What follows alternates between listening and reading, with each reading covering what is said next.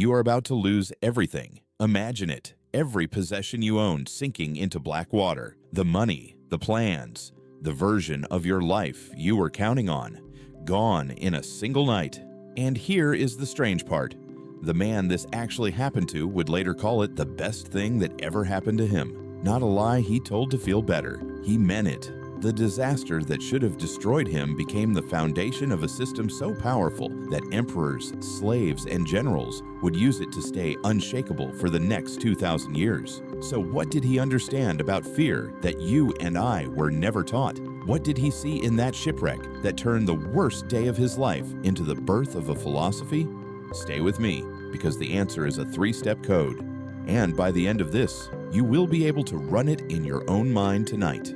The year is around 300 years before Christ. A merchant named Zeno is sailing from Phoenicia toward the port of Piraeus. His ship is heavy with cargo, Tyrian purple, the most expensive dye in the ancient world, worth more than its weight in silver. This is not a small man. This is a rich man. His entire identity is built on that cargo. His father was a merchant. His grandfather was a merchant. He knows exactly who he is, and everything he is sits below deck in those jars. Then the sea turns.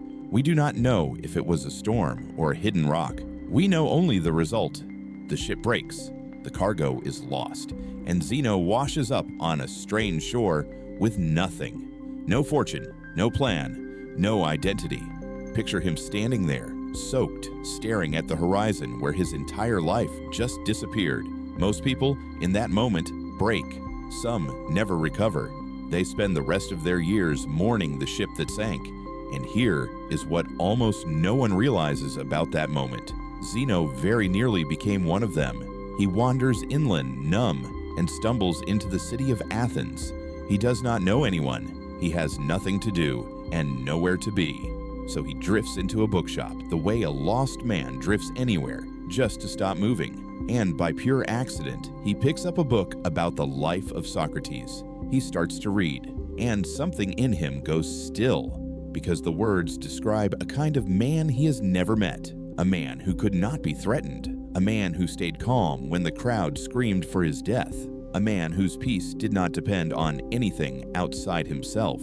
Zeno looks up at the bookseller and asks a single question that changes everything.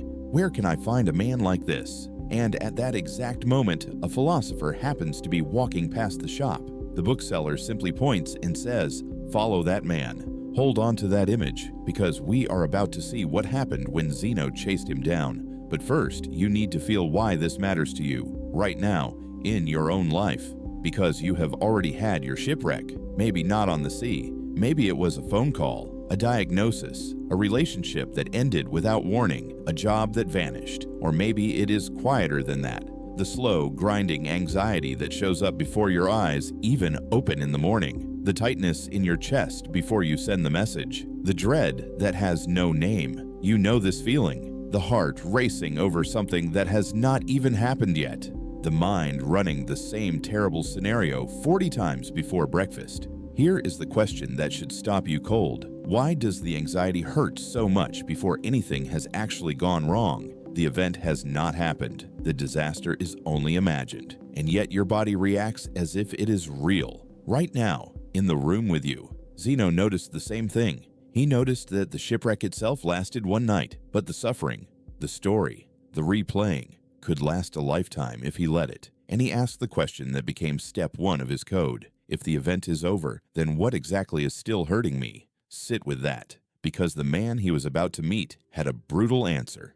The philosopher's name was Crates, and he was not a gentle teacher. He belonged to a school called the Cynics, men who deliberately gave up wealth and comfort to prove they did not need it. And when this polished, wealthy, well-dressed merchant came to learn from him, Crates decided to teach him a lesson he would never forget. He handed Zeno a pot of lentil soup, cheap, poor man's food, and told him to carry it through the crowded streets of Athens in full public view. Zeno was mortified. This was beneath him.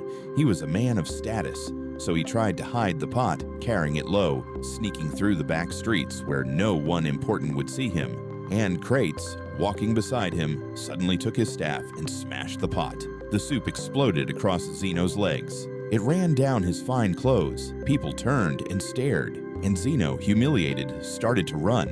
Crates called after him, laughing. "Why run, little Phoenician? Nothing terrible has happened to you." And that sentence is the whole game. Nothing terrible has happened to you. Some soup on your legs, some strangers looking. That is all that actually occurred. Everything else, the shame, the panic, the urge to flee, was not in the street.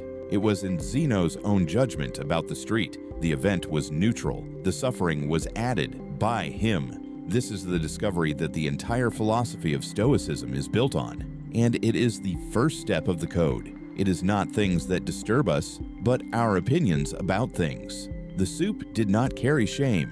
Zeno carried the shame and poured it onto the soup. The shipwreck did not carry despair. He was about to learn he could set that weight down too.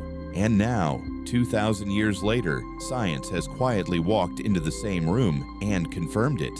Modern psychologists call it cognitive appraisal, the discovery that the emotion you feel is not created by the event itself, but by the interpretation your mind places on it in a fraction of a second. An entire form of therapy, cognitive behavioral therapy, one of the most tested and effective treatments for anxiety ever developed, is built on this precise idea. Change the judgment, and you change the feeling. The founders of that therapy openly credited the Stoics.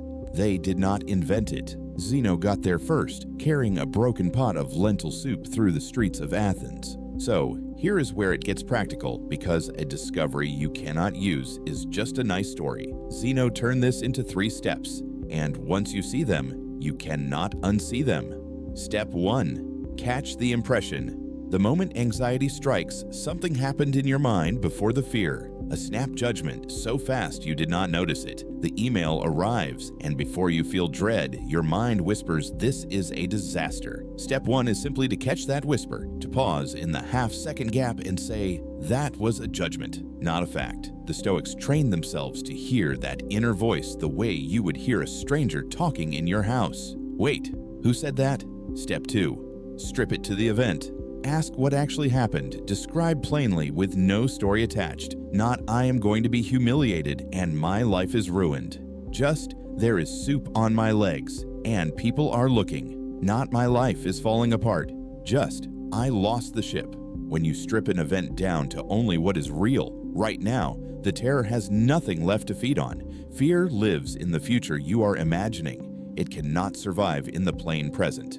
Step 3. Choose your response on purpose. Once you see the event is neutral, the reaction becomes yours to choose. This is the freedom Zeno saw in that book about Socrates, the power to decide from within who you will be in the face of the thing.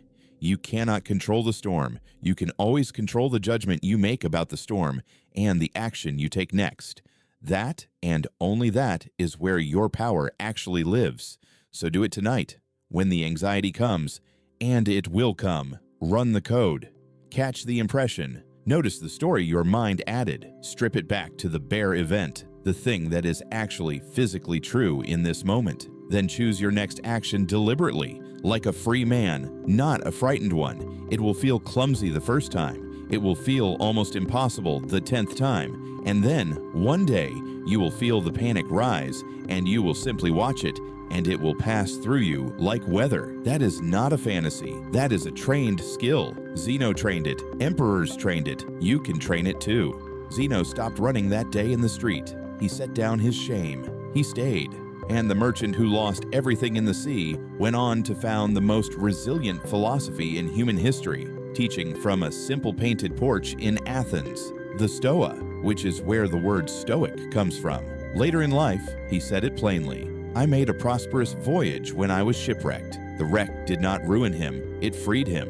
So remember this, the next time your own ship goes down, the event will only last a moment. The suffering is the story you keep telling after, and the story, unlike the storm, was always yours to rewrite. Nothing terrible has happened to you. There is only this moment and the judgment you choose to make about it." If this reached something in you, stay a while longer on this channel. There is more of this quiet, unshakable way of living waiting for you, and the next step of the journey is one video away.